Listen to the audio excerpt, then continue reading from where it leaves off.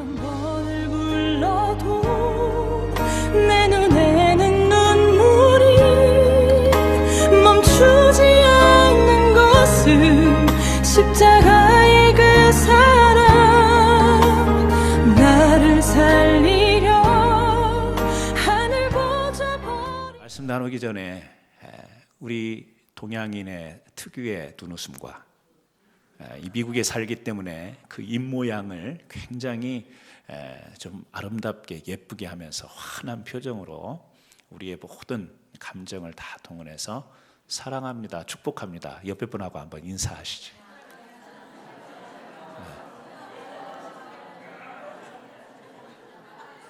사랑합니다, 축복합니다. 사랑합니다, 축복합니다. 그래놓고 어색하죠?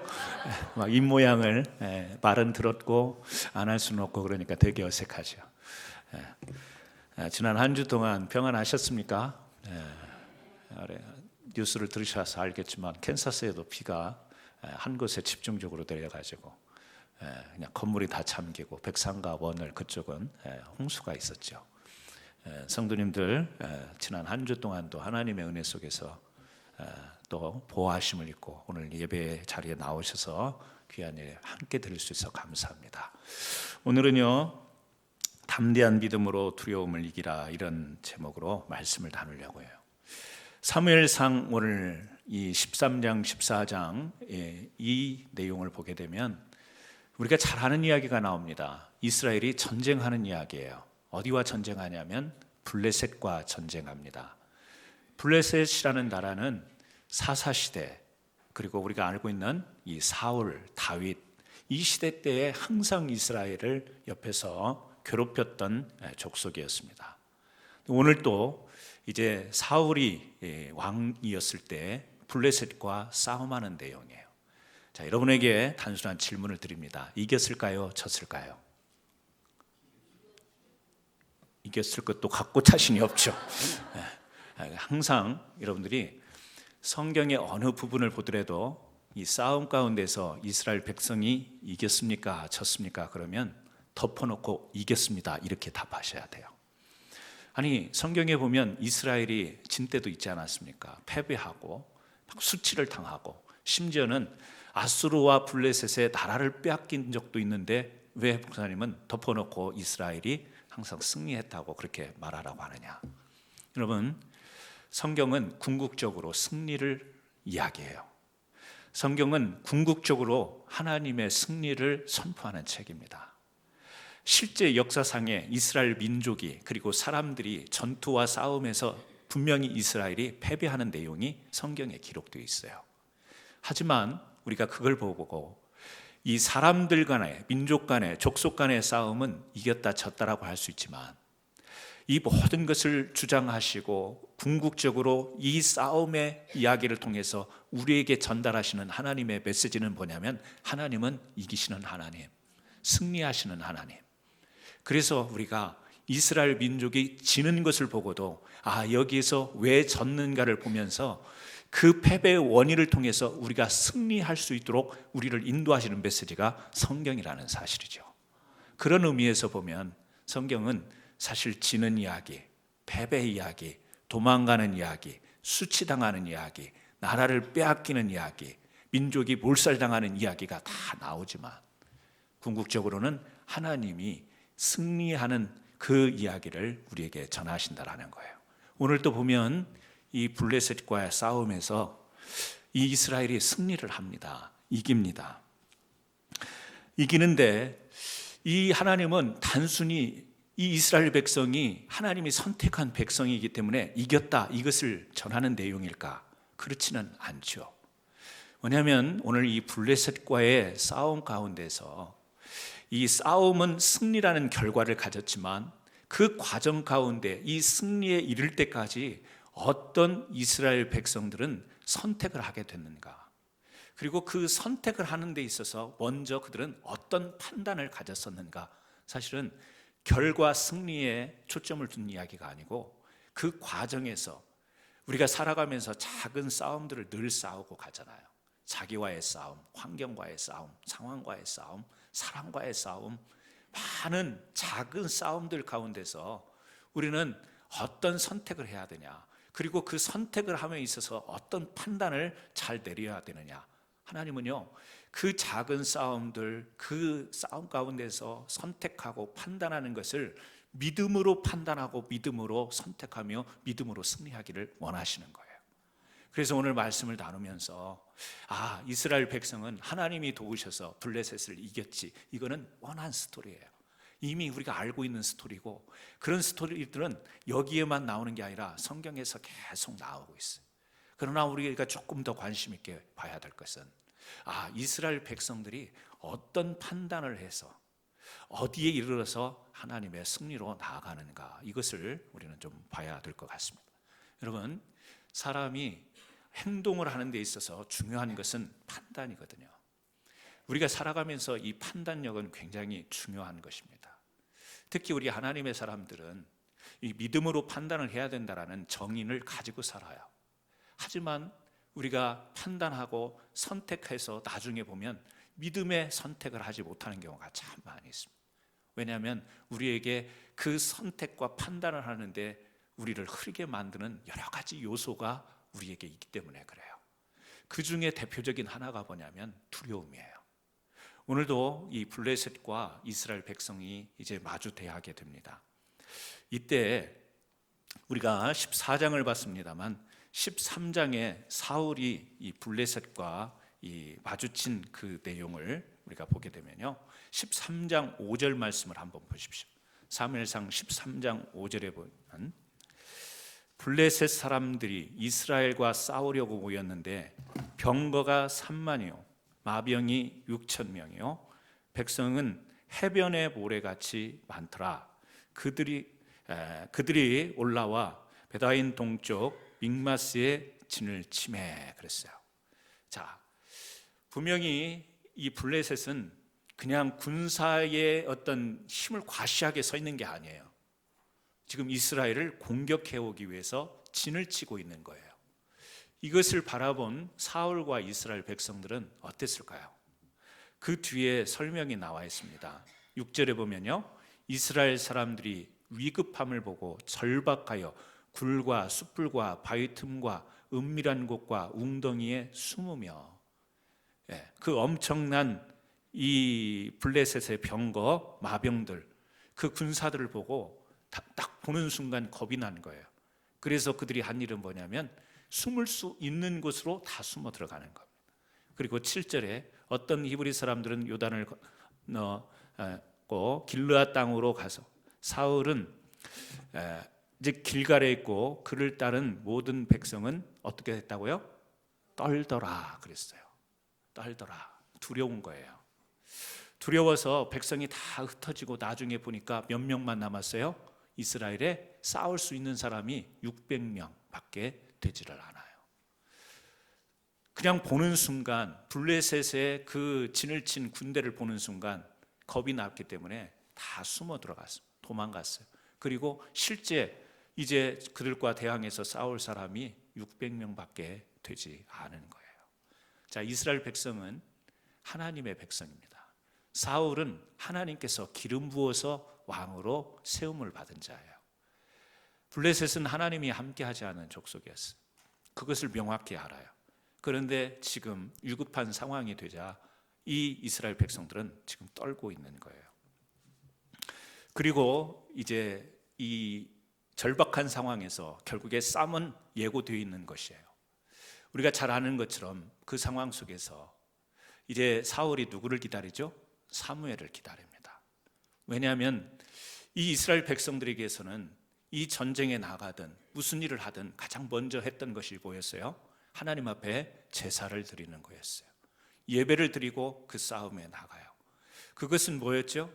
하나님을 전적으로 의지하고 신뢰하고 하나님께서 함께 하시기를 바라는 마음으로 이 제사를 드리고 나가게 되는 거예요. 그런데 우리가 아는 것처럼 이래가 돼도 사무엘이 이 제사에 지금 위급한 상황에서 사무엘이 오지 않습니다. 그래서 사울이 자기가 번제를 직접 그 집례를 하게 되는 거죠. 하나님의 보면은 왕이 이 번제를 집례하지 못하도록 되어 있습니다. 누가요? 제사장이 하게 되어 있습니다. 사무엘이 하게 되어 있는 거였어요. 그런데 마음은 조급하고 이 적들을 본 상황은 너무 지금 두렵고 떨리는 상황이에요. 그래서 거기에서 기다리다가 어떤 판단을 하게 되냐면, 내가 하나님께 번제를 집례하고 하나님께 제사를 드리고 이 싸움을 대비해야 되겠다, 이 판단을 한 거예요. 사무엘이 돌아왔죠. 그래서 어떻게 합니까? 왕의 망령됨을 책망하는 거예요. 왕이 해선 안 될 일을 했다라는 거예요. 여러분, 여기에서 사울의 판단이 어떤 판단입니까? 우리가 볼 때는 그래도 하나님 앞에 제사를 드렸지 않는가, 그래도 기다리면서 하나님을 의지하고 나가려고 하는 좀 그 점은 우리가 좀 감안을 해야 되는 것이 아닌가, 우리가 그렇게 생각할 수 있습니다. 그런데 잘 들여다보면 여러분, 제사 그 자체가 이스라엘로 하여금 싸움에서 승리하게 하는 것이 아니라는 사실이에요. 그 싸움의 승리는 하나님께서 주셔야 되는 부분인 거예요. 어찌 보면 우리도 그런 습관에 젖어 있을 수가 있습니다. 내가 예배 드리면 하나님 앞에서 마치 의무를 다한 것 같고, 내가 예배를 드리고 나면 이것이 나를 보호하고 내 삶의 축복이 되고 내 삶의 어떤 보호가 될 것 같은 그런 마음들. 그래서 우리가 나 오늘 예배 드렸습니다. 지난주에 나 주일 예배 드렸습니다. 예배를 드렸다, 이 자체로 우리의 신앙생활을 어떤 이렇게 포장하려고 하는 그런 우리도 의식이 없지 않아 있죠. 여러분, 예배가 중요합니다. 왜 중요하냐면 이곳에서 하나님을 만나기 때문에 중요한 거예요. 싸움은 제사를 드리기 때문에 이기는 게 아니고, 그 제사를 받으시는 하나님이 그들을 받으시고 함께 할 때 그 싸움에서 이길 수 있는 거예요. 혹시라도 우리의 신앙생활 가운데 나는 기도했어, 나는 새벽 기도 나갔어, 나 오늘 예배 드리고 왔어 했기 때문에 내 삶이 하나님이 함께하는 삶으로 착각해서는 안 되는 거예요. 예배는 드렸지만 사울과 같은 판단이 있을 수 있죠. 두려움을 물리치기 위하여, 그리고 자기가 감당하지 못하는 것을 어떻게든 이 위기를 모면하기 위해서 이 제사라고 하는 이 제도를 내가 하고 나면 마음의 불안이 사라지고 싸움에서 이길 것 같고, 그 제사 그 자체가 자기의 목적이 되는 것은 아니라는 사실이에요. 여러분, 우리가 예배를 드려도 하나님을 만나지 못하고 돌아가는 예배가 있습니다. 우리가 예배를 드려도 우리의 마음이 전심으로 하나님을 향하지 못하고 예배 동안에 다른 생각할 수 있어요. 어제 생각할 수 있고, 지난달 생각할 수 있고, 내일 스케줄 생각할 수 있고, 이따가 예배 끝나고 뭐 할 거 생각하고, 빨리 예배 끝나자마자 가서 누구 만날 생각하고, 그러면 나가면서 나 오늘 예배 드렸어, 나 오늘 예배 봤어 이러면서요, 내가 마치 하나님과 만난 것처럼, 예배 드렸다라는 그 자체로 내가 하나님을 만난 것처럼, 하나님과 영적으로 교통한 것처럼 그렇게 우리가 착각을 하며 우리의 생활을, 믿음 생활을 습관화할 수 있다라는 거예요. 분명히 우리가 아는 사실은 이 자리에 있어도 하나님을 만날 수 없는 사람이 있습니다. 하나님의 영은 이 자리에 충만하게 계셔도 나는 그 하나님의 영을 느끼지 못하고 돌아갈 수 있다라는 거예요. 그러면서도 우리는 예배 드렸기 때문에 마치 하나님을 만난 것처럼 이야기하는 것은 모순이라는 사실이에요. 이 사울의 마음속에는 이 제사를 빨리 드리고 나면 이 위태로운 상황, 이 두렵고 떨린 상황에서 우리가 뭔가 벗어날 수 있지 않을까, 이 기대감, 제사 그 자체에 있었기 때문에 제사를 어떻게든 내가 드려야 되겠다라고 하는, 거기에 몰두한 거죠. 여러분, 우리 신앙생활도 그렇습니다. 하나님은 여러 가지 방편을 통해서 하나님의 말씀과 하나님의 뜻을 전달하세요. 그래서 우리는 그 방편 속에서 하나님을 만나는 거예요. 방편이 하나님은 아니라는 사실이요, 그 방편을 통해서 하나님을 만나야 되는 거죠. 그러니까 여러분은 하나님과 가까이 만나는 이 믿음의 영적인 하나님과의 교통이 있어야 여러분 삶에 승리가 있는 것이지, 방편을 붙들고 그것을 나의 보호막으로 삼으면 거기는 승리가 결코 없다라는 사실이에요. 우리가 잘 아는 사실이지만 사울은 나중에 하나님께 버림을 받아요. 사무엘상 15장에 가면 여호와의 말씀이 사무엘에게 이르되 그러면서요. 15장 내용입니다. 하나님께서 사울 왕을 버리는 내용이 나오는데 15장 바로 앞절을 보세요. 14장 52절이에요. 같이 한번 읽어볼까요? 사무엘상 14장 52절 같이 읽습니다. 사울이 사는 날 동안에 블레셋 사람과 큰 싸움이 있었으므로 사울이 힘센 사람이나 용감한 사람을 보면 그들을 불러 모았더라. 여러분, 성경 15장에 보면 사무엘을 통해서 하나님이 사울 왕을 버렸다라는 이야기가 바로 이어져요. 근데 기가 막히게요, 그 14장 마지막 절에 왜 그랬는가를 합축적으로 한 절로 설명을 해주는 게 우리가 읽은 말씀이에요. 사울이 사는 날 동안 블레셋과 계속 전쟁이 있었다라는 거예요. 계속 끊임없이 전쟁이 있었는데 사울은 힘센 사람이나 용감한 사람만 보면 그들을 불러 모았대요. 왜요? 블레셋과 싸워야 되니까. 그런데 힘센 사람과 용감한 사람이에요. 힘이 세거나 용감하거나 다 사람이에요. 사울의 의지는 사람에게 있었던 거예요. 사울의 그 마음 중심에는 우리라고 하는, 우리가 블레셋과 싸워야 된다라고 하는 의식이 있었던 거고, 그래서 그가 내리는 판단은 항상 뭐였죠? 하나님이 아닌 사람, 방편 이런 거였어요. 하나님이 사울을 더 이상 쓸 수가 없었던 거예요. 여러분, 우리가 혹시 이렇게 살아가고 있지 않습니까? 사울은 제사를 드렸다니까요.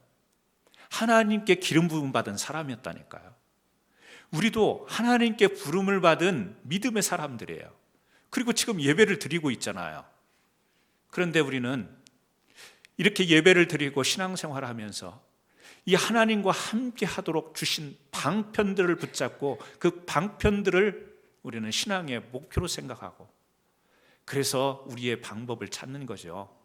힘센 사람, 용감한 사람, 이것이면 될 것 같고 이것이면 두려움을 물리칠 수 있는 것들을 우리는 예배를 드리면서도 그런 것의 마음의 중심이 빼앗겨 있죠. 결코 승리할 수 없는 길입니다. 그런데 이제 오늘 우리가 읽은 이 14장에 보게 되면 사울의 아들 누가 등장해요? 요나단이 등장해요. 이 요나단은 사울과 참 대조되는 모습을 보여줍니다. 블레셋과 지금 절대 불리한 상황에 놓여 있어요. 그런데 자기의 무기를 든, 지금 이스라엘은 사실 무기라고 해봤자 농기구예요.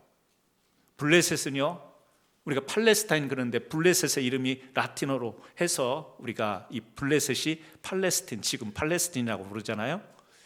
한때는 애굽을 공격할 정도로 이렇게 셌던 족속이 블레셋 족속이에요. 그들은 철기를 가지고 있어요. 근데 이스라엘은요, 철기라고 가져봤자 농사 짓는 그런 도구밖에 없었을 거예요. 그럼에도 불구하고 그거라도 들고 나와서 지금 싸우는데요. 오늘 사울의 아들 요나단이 함께하는, 이게 왕의 아들이니까 옆에 좀 부하도 있고 따르는 그런 사람들이 있지 않겠어요? 성경은 그렇게 이야기하죠. 오늘 읽었던 14절 6절에 요나단이 자기의 무기를 든 소년에게 이르되 우리가 이 할례 받지 않은 자들에게로 건너가자. 여호와께서 우리를 위하여 일하실까 하노라. 사울과 요나단의 판단이 다르죠. 사울은 제사를 빨리 드리고 가려고 했어요. 근데 지금 요나단은 어떤 제사의 그런 내용이 나오지 않아요. 그리고 막 그냥 가자고 그래요.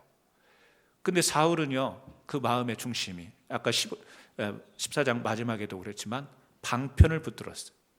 하나님이 그에게 있어서 이 하나님이 자기네들을 이기게 하시고 지켜주시고, 물론 그런 생각이 전혀 없지는 않았겠죠. 하지만 마음의 중심은 방편이었어요. 그런데 여기 보니까 요나단은요, 뭐라고 이야기하죠? 여호와께서 우리를 위하여 일하실까 하노라. 하나님이 일하실 거다. 하나님이 일하시면 우리는 아무것도 안 해도 되는가? 아니죠. 하나님께 맡깁니다. 하나님께서 하실 줄 믿습니다. 그러면 우리는 아무것도 안 해도 되는가? 그게 아닌 것을 요나단을 통해서 우리는 또 배워요. 뭐죠? 들고 있는 건 아무것도 아니에요. 여기 보니까 소년이라고 표현하는 것은 뭐 어린 아이들이 아니란 의미죠. 작은 수예요. 힘이 없는 사람들을 그렇게 문학적으로 표현하는 거죠. 그러니까 병거가 뭐 3만, 뭐 마병이 6천 이렇게 있는데 요나단이 지금 겁도 없이 몇 명하고 같이 그 농기구 같은 그런 무기를 들고 나서는 거예요. 뭐라고 하면서 여호와께서 일하실 거다. 여러분, 이게 말이 돼요? 말이 안 돼요.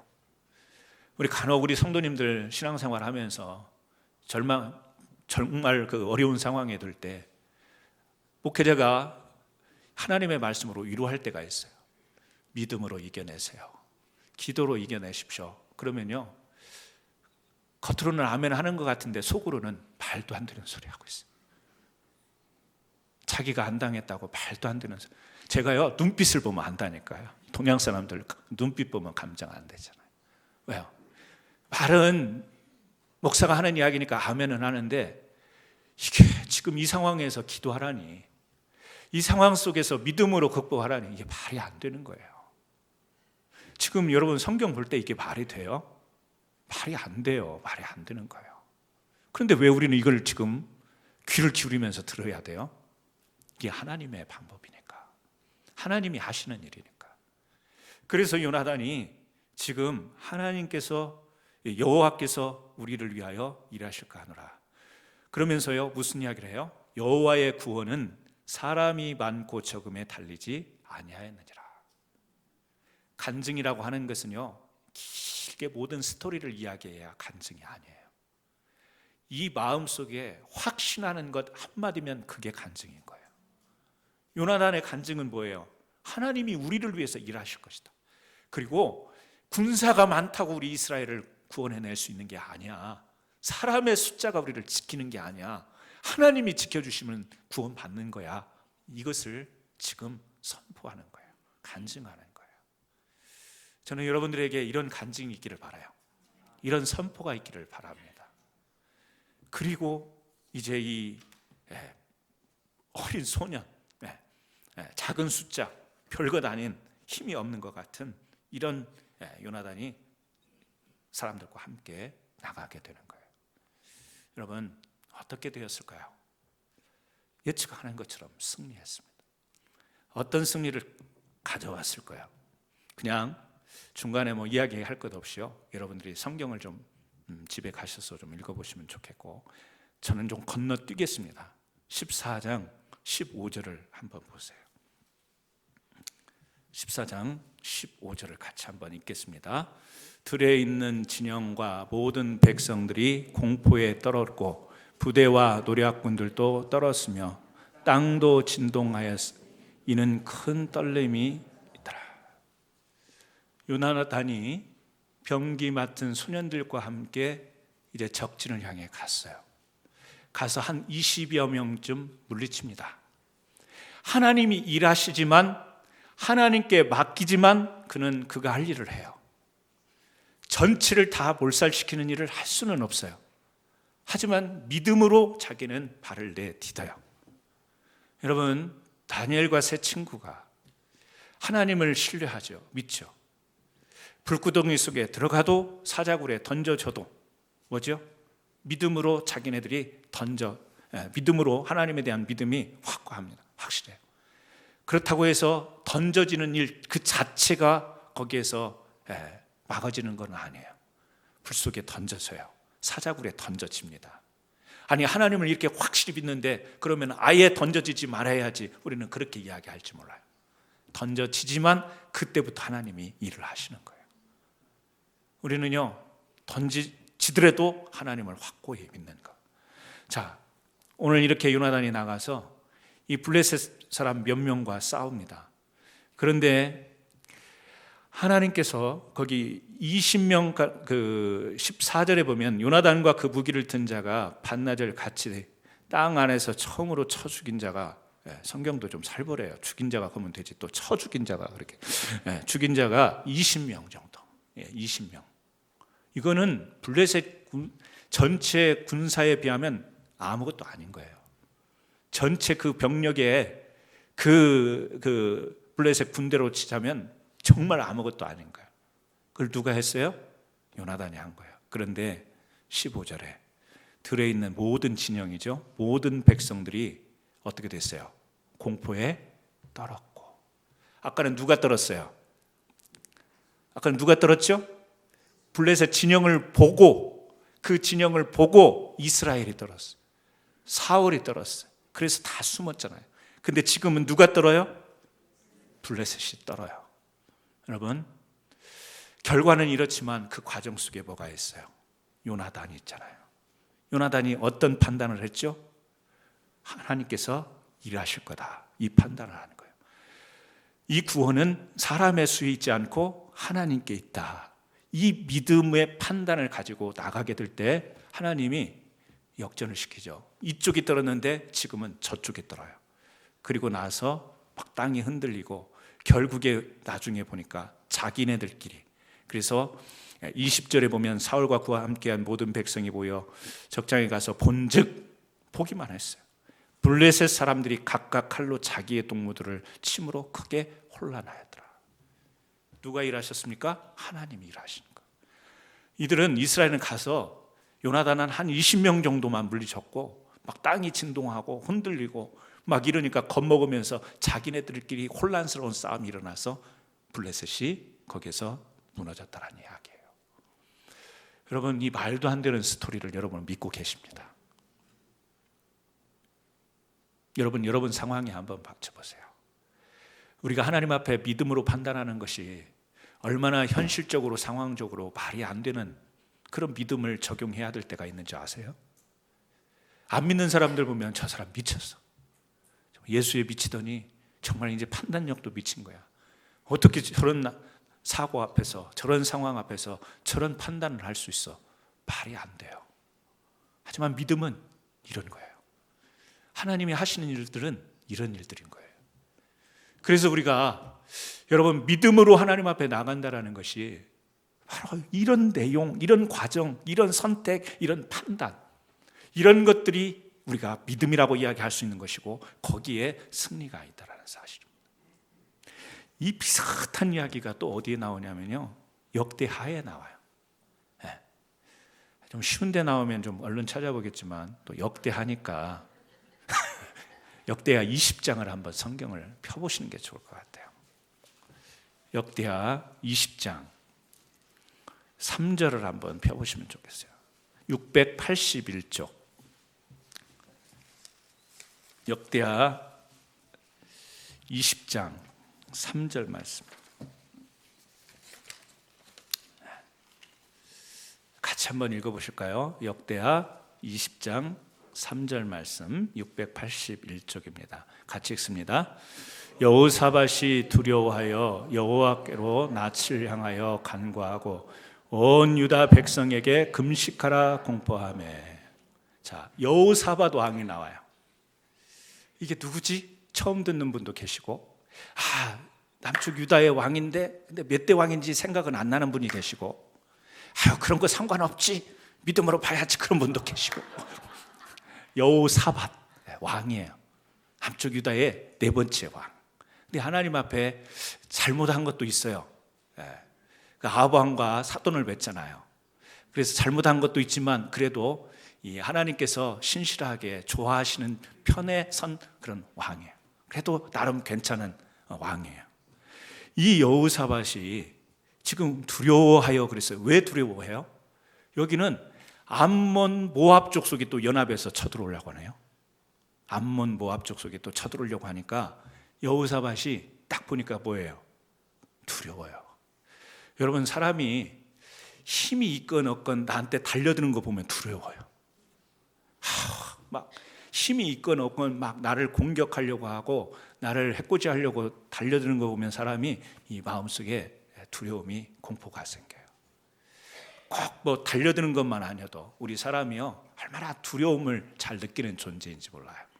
그래서 심리학자들이 우리 사람들이 사람들이 갖고 있는 두려움, 공포, 이것을 전체 분석해 봤더니 몇 가지 종류의 두려움을 우리 사람들이 가지고 살까요? 심리학자들의 이야기예요. 645가지. 발음이 좀 이상하다. 645가지의 공포, 두려움을 사람이 가지고 있대요. 성경은요, 두려워하지 말라, 두려움 이런 단어 빼고 하나님께서 두려워하지 말라라고 하는 이 성경 구절은 성경에 366번. 그러니까 365일 하루에 한 번씩 두려워하지 말고 윤달에 끼면 한 번 더 해서 366번. 그러니까 그만큼 뭐죠? 하나님께서 366번 두려워하지 말라고 성경을 통해서 우리에게 주시는 말씀은 그만큼 우리가 두려움을 가지고 살아가는 인간들이라는 사실이에요. 심리학자들이 규정한 게 우리가 분석을 안 해보기 때문에 모르겠습니다만 두려움이 있어요. 지금 여호사밧에게도 두려워요. 비슷한 상황이에요. 사울과 지금 이 여호사밧 시대가 비슷해요. 모압과 암몬이 연합해서 들어오려고 할 때, 그런데 여호사밧은 그 즉시 어떤 판단을 하죠? 여호와께로 낯을 향하여 간구하고 온 유다 백성에게 금식하라 공포하며, 그 상황을 기도로 판단하려고 하는 거예요. 그래서 금식을 선포하고 백성들에게 이제 선포하고 같이 기도하는 겁니다. 그 내용을 쭉 읽어보니까요, 이렇게 기도하니까 하나님이 이 아하스이라고 하는 선지자에게 하나님께서 메시지를 주세요. 자, 15절입니다. 15절이요. 같이 읽어봅니다. 아하셀이 이르되 온 유다와 예루살렘 주관 여호사밧 왕이여 들을지어다. 여호와께서 이같이 너희에게 말씀하시기를 너희는 이 큰 무리로 말미암아 두려워하거나 놀라지 말라. 이 전쟁은 너희에게 속한 것이 아니요 하나님께 속한 것이니라. 아하셀 선지자를 통해서 이 여호사밧 왕이 백성들과 함께 금식하고 기도하며 그 두려움을 기도로 나갔더니 하나님의 영이 이 선지자에게 임하여서 하나님이 주시는 말씀이 있는데, 이 전쟁은 너희에게 속한 것이 아니요 하나님께 속한 것이다. 자, 아까 요나단의 상황으로 돌아가 보면 이 말씀이 어떤 말씀이에요? 내가 일할 거다, 그 이야기죠. 내가 싸울 거다. 이 싸움은 너희들이 지금 두렵지? 근데 두려워하지 마. 이 싸움은 내가 일할 거야. 지금 그 이야기예요. 아까 요나단, 아까 그 블레셋과의 상황하고 거의 비슷해 보여요. 같아 보여요. 누가 일한다고요? 하나님. 누가 싸운다고요? 하나님께서 싸우시겠대요. 그 메시지를 들은 이 여호사밧은 확신을 가져요. 확신을 가질 때, 전쟁에 나갈 때 여호사밧은 백성들과 무엇을 하는 줄 아세요? 여기는 제사가 아니고요, 찬양을 해요. 찬양을 합니다. 군데군데만 제가 볼게요. 자, 19절을 보세요. 읽습니다. 그핫 자손과 고라 자손에게 속한 레위 사람들은 서서 심히 큰 소리로 이스라엘 하나님 여호와를 찬송하니라. 이 찬송은 어떤 찬송이에요? 믿음의 확신을 가지고 하는 찬송. 뭐냐면 하나님이 이 전쟁을 일해 주실 거라는 확신. 선지자를 통해서 기도 가운데 그걸 받았잖아요. 그러니까 이 확신이 있는 믿음의 찬송을 해요. 자, 21절에 가면 또 하나의 찬송이 나와요. 자, 같이 읽습니다. 백성과 더불어 의논하고 노래하는 자들을 택하여 거룩한 예복을 입히고 군대 앞에서 행진하며 여호와를 찬송하며 이르기를 여호와께 감사하세 그의 인자하심이 영원하도다 하게 하였더니. 자, 여기도 찬송해요. 근데 이번에는 노래하는 자들을 택하여 거룩한 예복을 입히고, 누가 생각나요? 찬양대가 생각이 나요. 근데 여기 보니까 예복을 입히고 군대 앞에 나가게 했대요. 그러니까 싸우러 가는데 예복을 입은 찬양대가 제일 앞에 갔대요. 자, 영적인 싸움이지만 상황적으로 한번 생각해 봐요. 우리 지금 여기서 밖에서 싸움이 일어났어요. 우리 교인들이 같이 나가서 싸워야 되는데 누가 제일 앞에 나가야 돼요? 찬양대. 찬양대 중에서도 누가 제일 앞에 가야 돼요? 지휘자.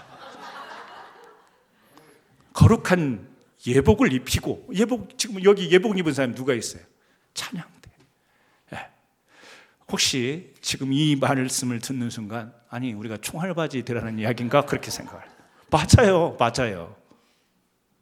여러분, 이 말씀 가운데 찬양대가 얼마나 중요한 줄 아세요?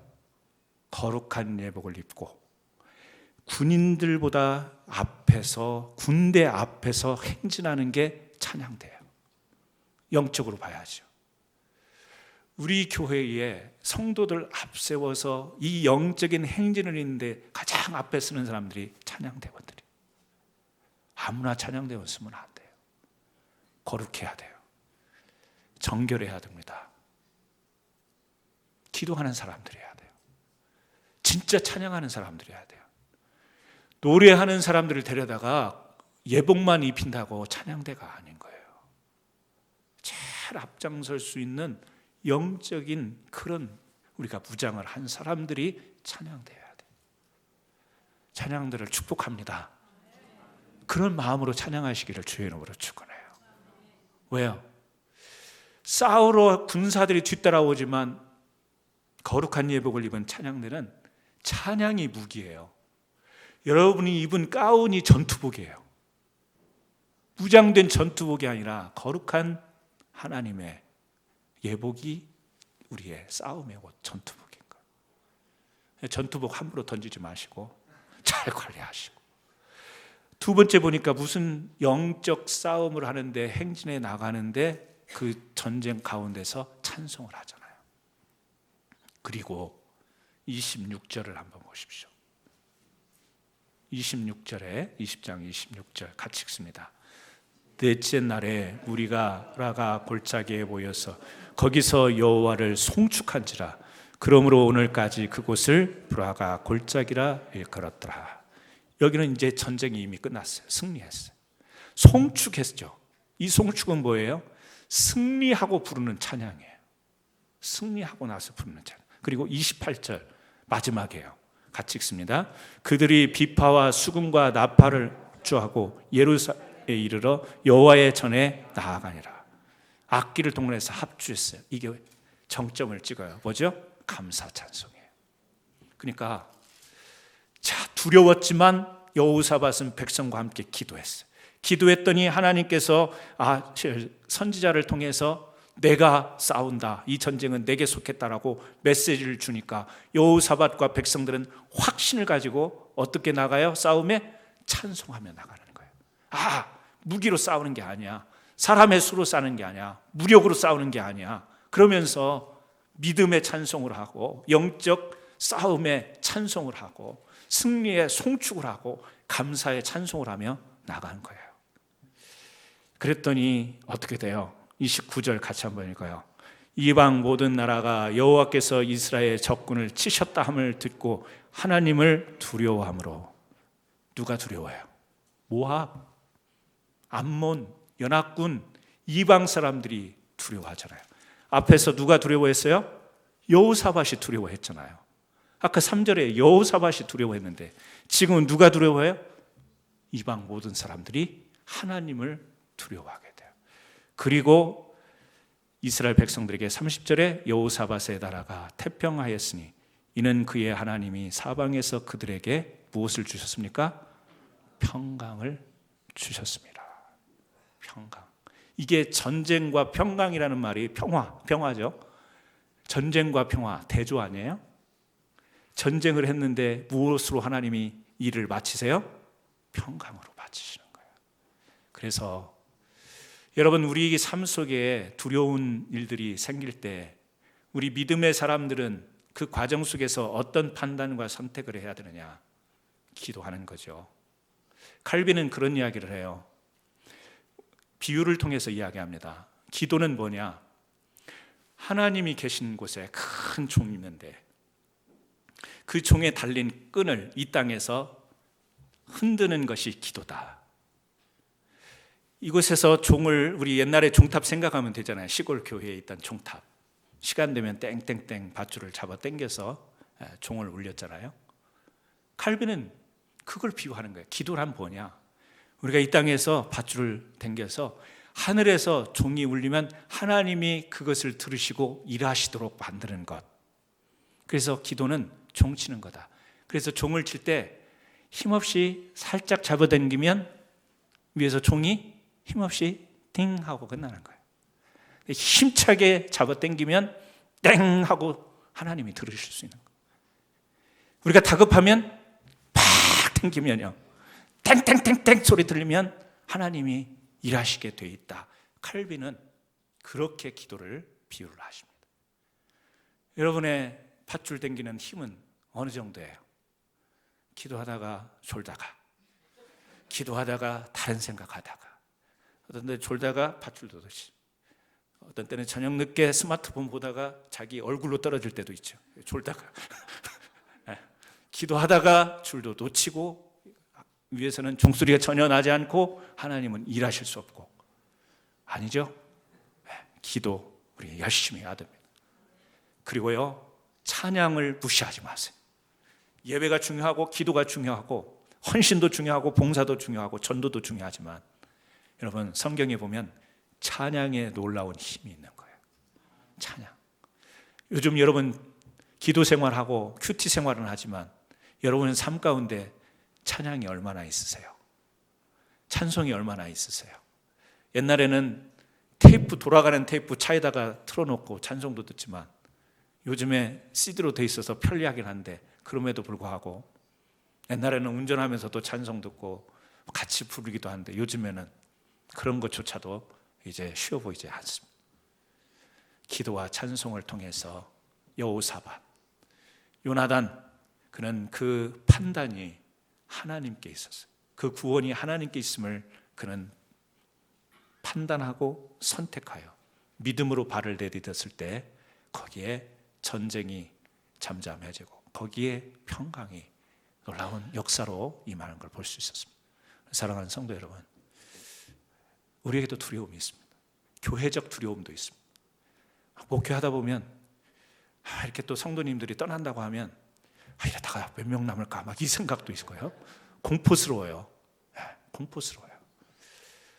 그게 얼마나 믿음 없는 생각인 줄 알면서도 순간순간 스쳐 지나가는 거예요. 우리에게 믿음이 있고 예배를 드려도 우리에게 두려움이 있습니다.